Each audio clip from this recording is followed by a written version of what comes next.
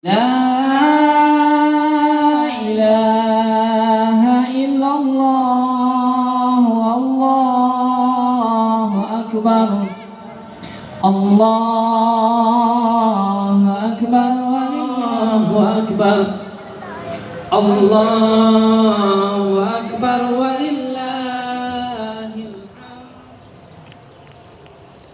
الحمد لله الحمد لله الذي هدانا لهذا وما كنا لنهتدي لولا أن هدانا الله أشهد أن لا إله إلا الله وحده لا شريك له وأشهد أن محمدا عبده ورسوله الذي لا نبي بعده فقال الله تعالى في القرآن الكريم أعوذ بالله من الشيطان الرجيم وسارعوا إلى مغفرة من ربكم وجنة أرضها السماوات والأرض وأعدت للمتقين الذين ينفقون في السراء والضراء والكاظمين الغيظ والعافين عن الناس والله يحب المحسنين. Alayah aidin wal aidat ihwatu iman yang saya hormati dan dimuliakan oleh Allah Subhanahu wa taala. Alhamdulillah merupakan pujian yang paling pantas terucap dari lisan serta terwujud dengan perbuatan kita. Karena dengan kudrah irodahnya kita masih memiliki kekuatan dan kita masih diberikan kesempatan oleh Allah Subhanahu wa taala untuk duduk di sini melaksanakan salah satu sunnah Rasulullah sallallahu alaihi wasallam, yaitu dengan melaksanakan sholat Idul Fitri, sehingga kita bisa merasakan kembali bagaimana gagap gempita kebahagiaan kita pada tahun ini, tahun 2022, bertepatan dengan tahun 1443, setelah kurang lebih kita 2 tahun tidak mengadakan kegiatan-kegiatan seperti ini yang dicontohkan oleh Rasulullah SAW, karena adanya wabah yang melanda dunia, khususnya negara kita Indonesia yang tercinta ini. Maka sudah sepantasnya apabila saat ini kita mengumandangkan takbir, tahmid dan juga tahlil, Allahu Akbar, Allahu Akbar, la ilaha illallah wahdahu la syarikalah, Allahu Akbar walillahil hamd. Aidin, aidat rahimakumullah, takbir yang kita kumandangkan tentu saja bukan hanya sekedar sebatas di lisan, tapi harus dibuktikan dengan amal perbuatan. Semua aturan yang sudah Allah tentukan kepada kita itu adalah wujud di mana Allah Subhanahu wa taala sayang terhadap kita sebagai makhluk, di mana kita sebagai manusia juga kita tidak boleh membanggakan diri. Kesuksesan yang kita dapat, keberhasilan yang kita raih, bukan semata-mata itu adalah jerih payah kita, akan tetapi itu sudah menjadi aturan dari Allah Subhanahu wa taala. Maka karena itu, janganlah kesuksesan itu dijadikan sebagai kesombongan diri kita ketika kita sedang berhadapan dengan saudara-saudara kita yang tentunya pada saat mereka ada di garis bawah kemiskinan.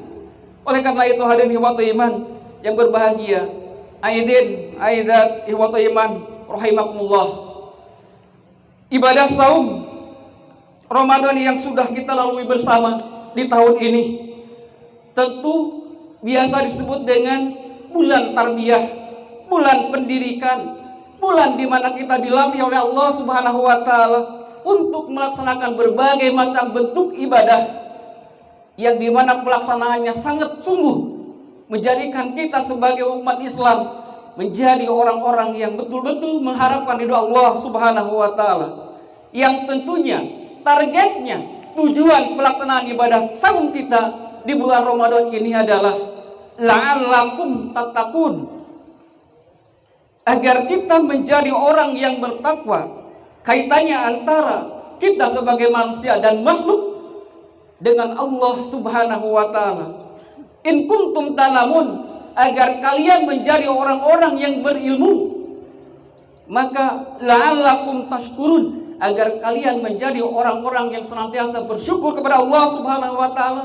La'allakum yarsyurun, agar kita mendapatkan hidayah dari Allah Subhanahu wa taala. Dan yang terakhir adalah la'allakum yattaqun. Katakanlah agar kaitannya kalian kita ini bertakwa, ada kaitannya dengan manusia, dengan makhluk sosial. Aidin, aidat, rahimakumullah. Pada kesempatan berbahagia ini, saya mengajak wabil khusus buat diri saya sendiri, umumnya kepada ikhwatul iman yang hadir di tempat ini.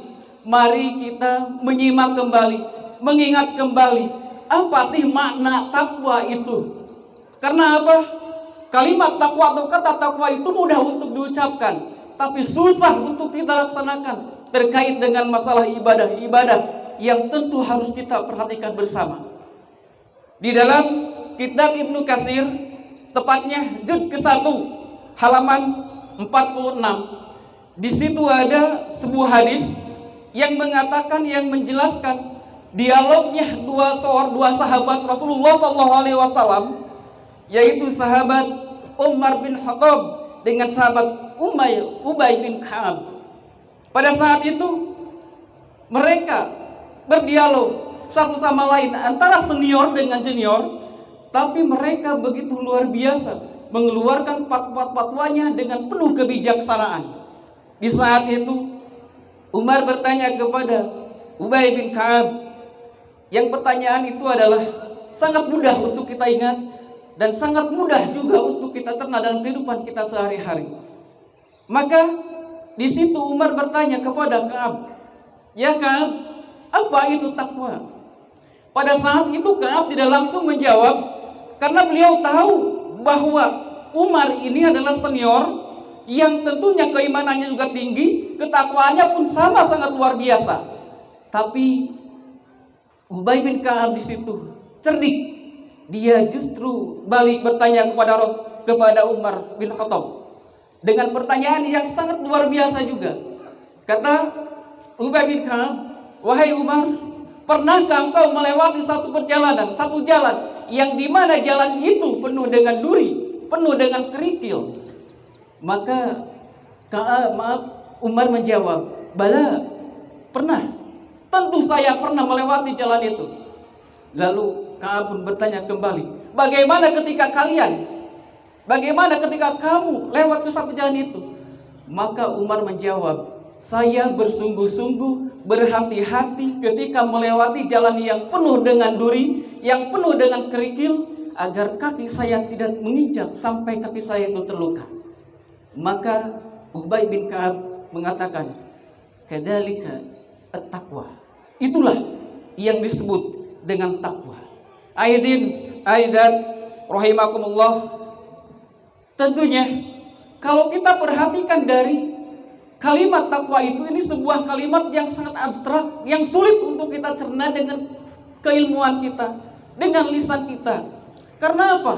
Sesuatu yang kadang-kadang kita tidak tahu, bahkan kita lupa untuk melaksanakannya, ini menjadi penghalang ketika kita untuk menjalani sebuah kebaikan. Oleh karena itu, ketika kita mau menghadapi berbagai macam persoalan itu, perlu kita sebuah pengetahuan, perlu kita ilmu, agar pelaksanaan ibadah-ibadah kita itu semuanya sesuai dengan syariat yang dicontohkan oleh Rasulullah SAW. Karena apa? Kalau kita contohkan bahwa takwa itu ibarat duri yang dimana akan melukai. Kalau kita beribadah kepada Allah Subhanahu wa taala penuh dengan duri, penuh dengan kegiatan-kegiatan yang di luar dari syariat Islam, maka ibadah apapun yang kita laksanakan semuanya akan menjadi sia-sia. Oleh karena itu, di kesempatan berbahagia ini, mari kita introspeksi diri, siapkan diri kita untuk menerima apa itu takwa yang sesungguhnya, yang selama ini kita banggakan. Karena apa? Kalimat dari ayat Al-Quran 183 itu diakhiri dengan kalimat la'allakum tattaqun, agar kalian menjadi orang-orang yang bertakwa. Ayat ini kalau kita perhatikan sifat-sifat orang-orang yang bertakwa itu tertera di dalam Al-Quran surat Ali Imran ayat yang ke-133 sampai ayat ke-135, di mana Allah menjelaskan dengan sebuah firman-Nya, A'udzubillahi minasyaitonirrajim, wasyari'u ila magfiratin mir rabbikum wa jannatin arduhas samawati wal ardh. Wasari'u, bersegeralah kalian, sungguh-sungguhlah kalian, berlombalah kalian. Kemana? Atas maghfirah Allah subhanahu wa ta'ala. Kalau kita berbicara masalah lomba, tentu kita memerlukan kekuatan, memerlukan tenaga, memerlukan mental agar kita bisa mendapat atau meraih kepada tempat yang kita tuju. Jika kita dalam berlomba itu dengan santai, dengan nyantai, tidak memiliki keinginan untuk mendapatkan piala, jangan harap kita bisa mendapatkan piala. Kalau kita mau berlomba, siapkan untuk melangkah lebih jauh daripada teman-teman kita. Kalau mereka 1 langkah, siapkan kita untuk 2 langkah. Mereka 2 langkah, siapkan kita untuk 3 langkah. Jangan sampai kita bertanya ketika kita berlomba, kalau finish itu di mana? Bingung, tidak memiliki tujuan. Pun demikian ketika hidup kita dalam dunia ini harus memiliki tujuan. Apa tujuannya? Wasari'u, bersegeralah kalian. Kemana? Kepada ampunan Allah subhanahu wa ta'ala dan kepada surganya yang luasnya seluas langit dan bumi. Yang Allah sediakan itu adalah untuk orang-orang yang bertakwa. Ini gambaran dari Allah subhanahu wa ta'ala terkait bagaimana sifat-sifat yang Allah berikan di dalam Al-Quran. Di ayat yang ke-134-nya Allah mengatakan kembali bahwa kalimat itu sangat luar biasa. Bagaimana sifat-sifat orang yang bertakwa itu? Di situ disebutkan alladzina yunfiquna fis-sarra'i wad-dharra, yang dimana mereka yang senantiasa menginfakkan dari sebagian hartanya fis-sarra'i wad-dharra, dalam dimana Allah berikan kepada dia keleluasaan harta dan juga pada saat dia diberikan oleh Allah subhanahu wa ta'ala kesempitan dari segi materi. Untuk itu, ikhwatul iman yang berbahagia, kalimat dari fis-sarra'i wad-dharra ini artinya adalah kita ini sebagai manusia tidak hanya selamanya ada di atas, dan juga kita tidak ada selamanya di bawah. Pasti suatu saat nanti kita pada saat ini ada di bawah, bisa jadi besok lusa kita ada di atas. Oleh karena itu, untuk melaksanakan infak itu jangan menunggu sampai kaya dulu.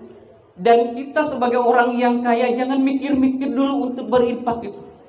Karena apa? Pelaksanaan infak itu salah satu tarbiyah yang dimana kita pada saat ini sedang melaksanakan ibadah saum. Tarbiyahnya adalah dimana kita melaksanakan salah satu untuk membersihkan diri kita dengan mengeluarkan zakat fitrah. Kenapa? Kalau kita lihat hadis Rasulullah SAW, di dalam hadis disebutkan An-Nabi Umar radhiyallahu anhu qala faradahu Rasulullah SAW, sesungguhnya Rasulullah SAW telah mewajibkan kepada kita untuk mengeluarkan zakatul fitri. Yang pertama kepada siapa dulu Rasulullah menyampaikan itu? Ternyata Rasulullah menyampaikan kewajiban mengeluarkan zakat fitrah itu adalah kepada hamba sahaya. Kalau kita lihat kedudukan hamba sahaya itu, dia ada di bawah daripada seorang pembantu rumah tangga. Itu kewajiban yang Rasulullah SAW sebutkan. Lalu Rasulullah SAW pun menyebutkan kembali, siapa yang harus melaksanakan fitrah itu? Kita, anak-anak, orang dewasa, laki, perempuan, muslimin dan muslimat. Bahkan dalam hadis disebutkan, apabila seorang ibu mengandung dan usianya sudah 4 bulan lebih, maka ibu wajib memberikan fitrahnya kepada anak yang masih dalam kandungan itu. Aidat rahimakumullah, itu sifat yang pertama, ciri orang yang bertakwa. Yang kedua adalah wal kadiminal ghaido. Orang yang senantiasa menahan hawa nafsu. Bukan berarti kita tidak boleh marah. Karena yang namanya marah itu adalah merupakan sunatullah. Akan tetapi bagaimana caranya ketika kita sedang marah, agar marah kita itu menjadi sebuah amal? Tentu kita harus bisa menjaga amarah itu. Jangan sampai menjadi huru hara. Mungkin gambaran buat kita tarbiyah pada saat bulan Ramadan ini yang sudah kita lalui bersama, di mana ketika kita sedang melaksanakan ibadah saum, tiba-tiba ada orang yang mengajak berantem, saling pukul, saling tendang. Maka di situ kita mengatakan bahwa anna shaibun, saya sedang saum, saya sedang saum. Artinya apa? Bukan berarti kita memperlihatkan ibadah saumnya, akan tapi kita harus bisa menjaga bagaimana nafsu amarah kita itu supaya terjaga, jangan sampai menjadikan sebuah malapetaka. Lain halnya kalau kita, agama kita dihina, Rasul kita diejek, Al-Quran pun diinjak-injak, di situ kita baru siap untuk takbir, mengangkat senjata melawan mereka. Jangan sampai kita, ketika umat Islam dihinakan oleh orang-orang di luar Islam, dengan kalimat-kalimat yang tentunya memarginalkan Islam itu sendiri, Quran dihina, Rasul dihina, kita mengatakan anak lagi saum. Tidak. Tapi pada saat itu kita harus siap mengangkat senjata melawan mereka, jika betul-betul mereka betul-betul mau memerangi umat Islam juga. Muhammadur Rasulullah asidda wala kufar. Rasulullah SAW sangat tegas terhadap orang-orang kafir. Maka karena itu bentuk tarbiyah pada kemarin kita melaksanakan saum di bulan Ramadan itu adalah di mana kita harus bisa menjaga emosi kita. Yang ketiga, yang di mana kita harus memberikan salah satu contoh sebagai bentuk sifat orang yang melaksanakan ibadah saum itu adalah wal afina linnas, yang senantiasa memberikan maaf terhadap manusia, memberikan ampunan terhadap teman-teman kita. Kalau kita lihat dari tarbiyah ini, di mana hadis Rasulullah menegaskan lagi, pada saat Siti Aisyah bertanya kepada Rasulullah SAW, qalat qultu ya Rasulullah, wahai Rasulullah SAW, aro'aita an alimtu aina laita lailul qadir. Apa yang aku harus lakukan ketika aku melihat malam Lailatul Qadar? Maka Rasulullah SAW menjawab, ma'qulu biha, katakanlah oleh kamu pada saat malam Qadar itu dengan kalimat kulli Allahumma innaka afuwun tuhibbul afwa fa'fu anni. Ya Allah, sungguh Engkau Maha Pemaaf dan Engkau mencintai orang-orang yang senantiasa memaafkan, maka maafkanlah aku. Hadis ini menjelaskan kepada kita bukan hanya sekedar khabariyah saja, bukan hanya sekedar perintah saja untuk melaksanakan sebuah doa, tapi kita dianjurkan untuk senantiasa memberikan maaf kepada sesama manusia dengan kalimat yang tadi, di mana kita harus bisa memaafkan orang lain penuh dengan keikhlasan, penuh dengan rasa tanggung jawab, agar kita tidak menjadikan orang-orang di sekitar kita memusuhi kita. Tentunya ketika kita sedang saling memaafkan itu, ada kalanya kita sekarang salah kaprah. Kita saling memaafkan sesama itu ketika saat datang Idul Fitri dengan kalimat minal aidin wal faidin, mohon maaf lahir dan batin. Yang lebih sedih lagi adalah ketika kita mengatakan kalimat minal aidin wal faidin, kadang-kadang kita mengartikan bahwa artinya itu adalah mohon maaf lahir dan batin. Itu bukan contoh dari Rasulullah SAW. Bahkan kalau kita lihat, tidak ada satu hadis pun pada saat kita melaksanakan habis sholat Idul Fitri itu harus saling memaafkan. Tapi apa? Pada saat kita selesai melaksanakan sholat Idul Fitri itu, kita dianjurkan, dicontohkan oleh Rasulullah SAW dengan sebuah doa yang doanya itu sangat luar biasa. Taqabbalallahu minna wa minkum. Itulah contoh yang diberikan oleh Rasulullah SAW ketika kita bertemu dengan saudara, ketika kita selesai melaksanakan sholat Idul Fitri, bukan berpelukan saling mengucapkan mohon maaf lahir dan batin, tapi kalimatnya itu adalah taqabbalallahu minna wa minkum. Ini gambaran yang harus kita jadikan sebagai sebuah pemikiran agar pelaksanaan sebuah ibadah kita yang terkait dengan hubungan dengan Allah Subhanahu wa taala itu betul-betul sesuai dengan syariat.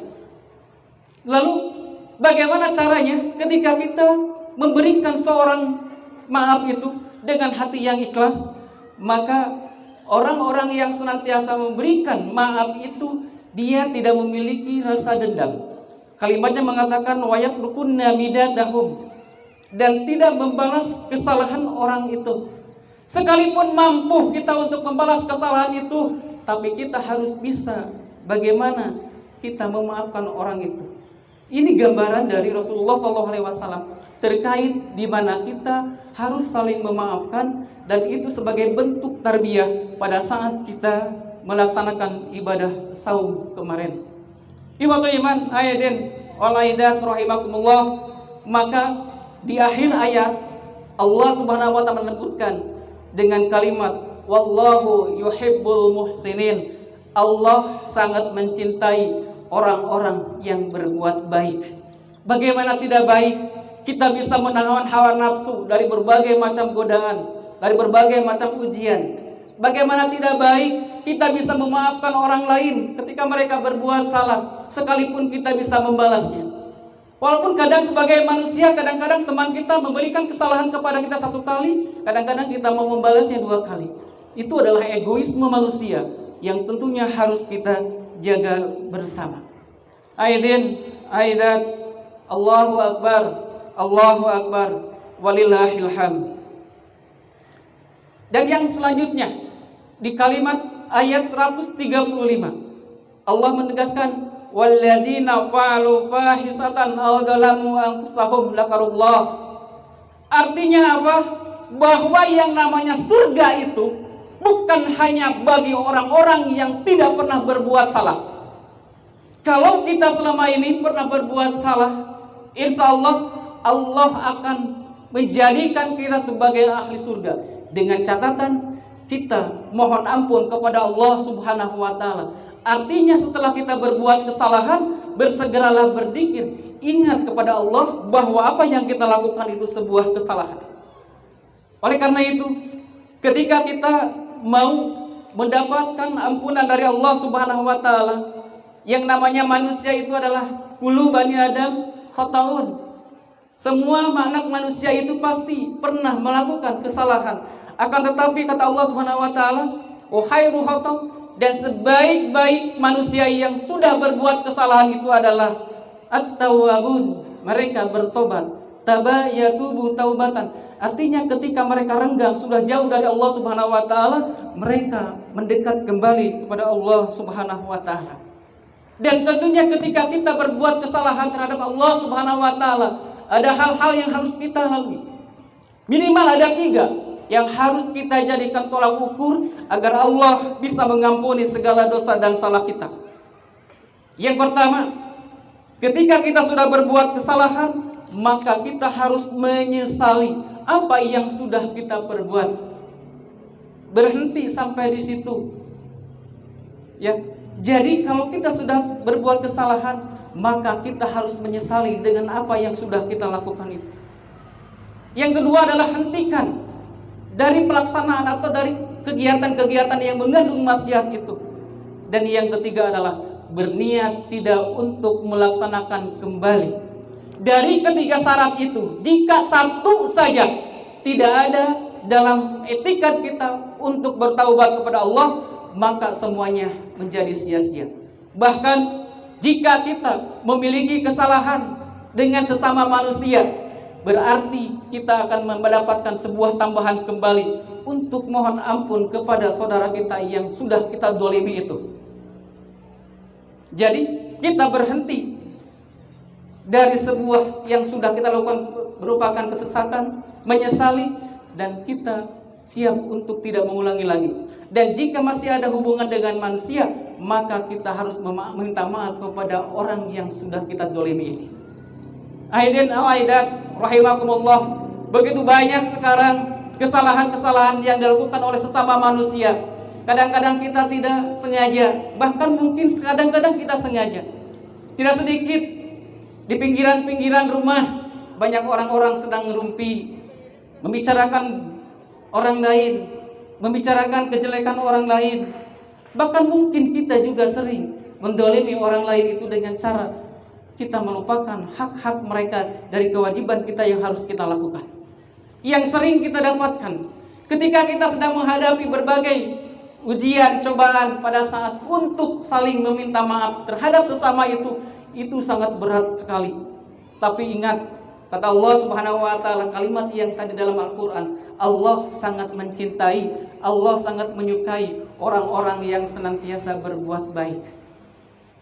Ikhwatul iman yang berbahagia, dosa yang mungkin selama ini yang tidak kita sadari, kadang-kadang kita berbuat dosa terhadap teman-teman kita, bahkan mungkin dengan pasangan hidup kita di rumah. Bisa itu terjadi kalau kita tidak menyadari. Kadang-kadang kita di rumah ketika melihat seorang istri sedang masak, kadang-kadang kita berpikir, kok istri saya itu sudah sejelek itu gitu. Itu sekalipun bergumam, tapi kadang-kadang itu bisa menjadikan sebuah dosa. Bahkan mungkin juga seorang istri terhadap suaminya.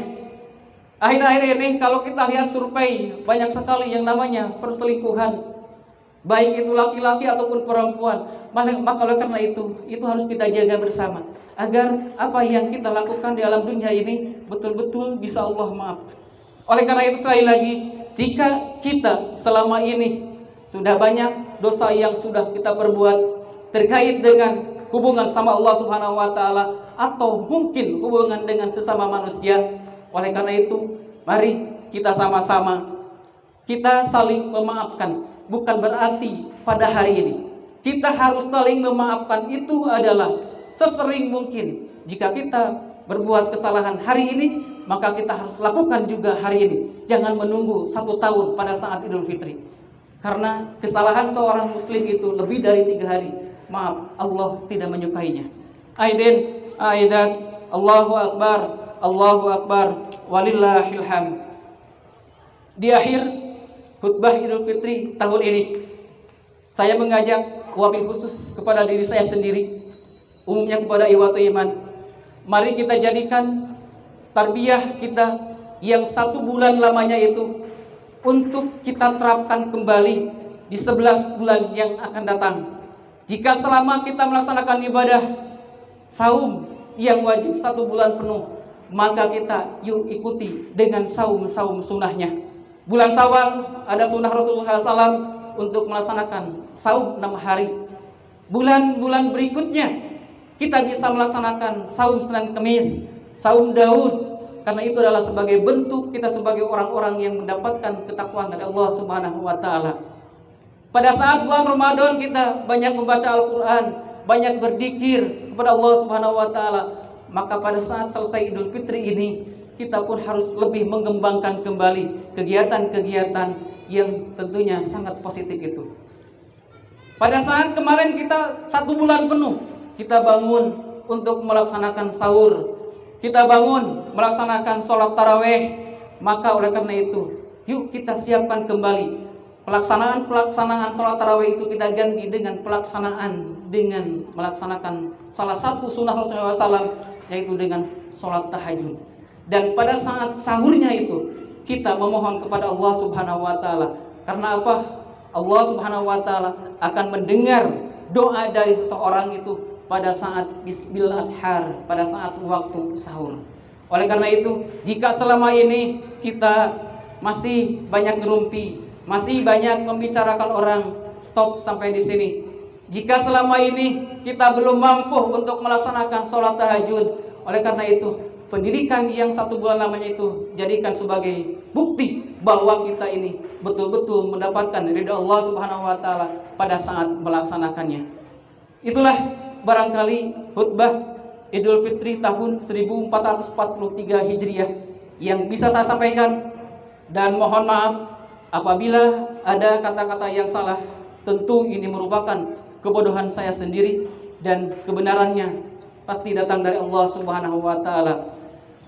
Kami ucapkan taqabbalallahu minna wa minkum, Rabbana dolanna anfusana wa illam taghfir lana wa tarhamna lanakunanna minal khasirin. Rabbana atina fid dunya hasanah wa fil akhirati hasanah wa qina adzabannar. Assalamualaikum warahmatullahi wabarakatuh.